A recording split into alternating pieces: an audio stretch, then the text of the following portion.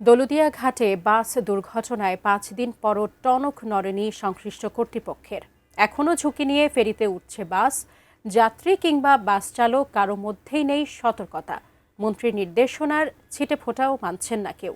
দৌলতদিয়া ও পাটুরিয়া ঘুরে এসে রিপোর্ট করছেন সহকর্মী মোহাম্মদ সোহাগ বিশ্বাস। সঙ্গে ছিলেন প্রতিনিধি সুজন মিয়া আর ছবি তুলেছেন সোহেল রানা।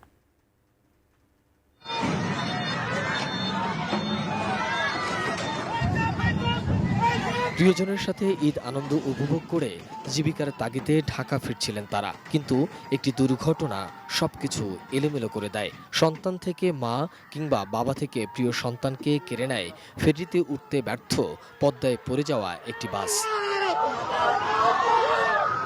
দৌলতদিয়া ফেরিঘাটের পুলিশ ফাঁড়ির বারান্দায় এখনও পড়ে আছে নিখোঁজ ব্যক্তিদের ব্যাগ ভর্তি পেঁয়াজ, সুপারি আর মুসুর ডাল। পড়ে আছে কোনো মায়ের প্রিয় সন্তানের স্কুল ব্যাগ আর বই খাতা। নিস্তব্ধ দৌলতদিয়া ফেরিঘাটের ৩ নং পল্টন।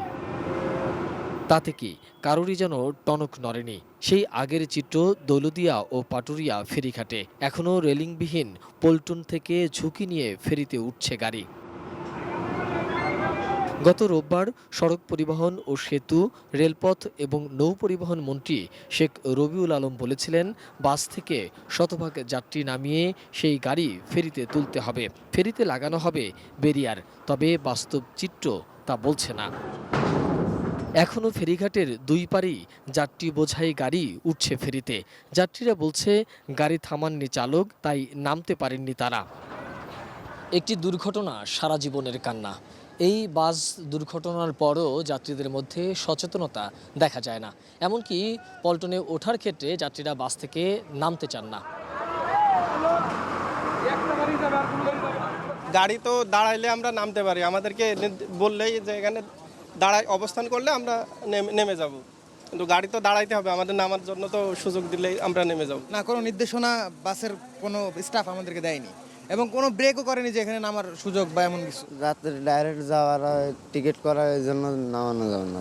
বাস চালকরা বলছেন, এমন কোনো নির্দেশনা পাননি তারা। কোনো ইউনিয়ন থেকে আমাদের কোনো নোটিশ বা আমাদের কোনো নির্দেশনা দেয়নি, তা আমরা তো জানি না যে যাত্রী নামাইতে ফেলতে উঠাইতে। আমাদের সিকিউরিটির একটা ব্যাপার আছে যে গাড়িটা ইনকেস যান্ত্রিক ত্রুটি হতে পারে। গাড়িতে প্যানেল নামাই দিলে ওই যারা টিকিট কালেকশন করে তারা ধরে ঝামেলা করে, যাত্রী হয়রানি হয় এতে। সেই সাথে আছে অব্যবস্থাপনারও অভিযোগ। ওই দিন যে পড়ছে মানুষগুলো যে হাবুডুবু খাইছে, কোনো টিউব যদি ফেলাইতো তাহলে মানুষগুলো উঠে যাইতে পারতো না। এখানে কোনো ব্যবস্থা আছে মানুষদেরকে বাঁচানোর? যেখান থেকে আর কি বাসটা পড়ছে ওইখানে আমার মনে হয় যে রেলিংটা একটু বড় থাকলে বাসটা পড়তো না। সরকার যে সিদ্ধান্ত দিয়েছে সেটা আমাদের সকলের মঙ্গলের জন্যই দিছে, সেটা আমাদের মানা উচিত। মোহাম্মদ সোহাগ বিশ্বাস, এটিএন নিউজ, দৌলতদিয়া, রাজবাড়ী।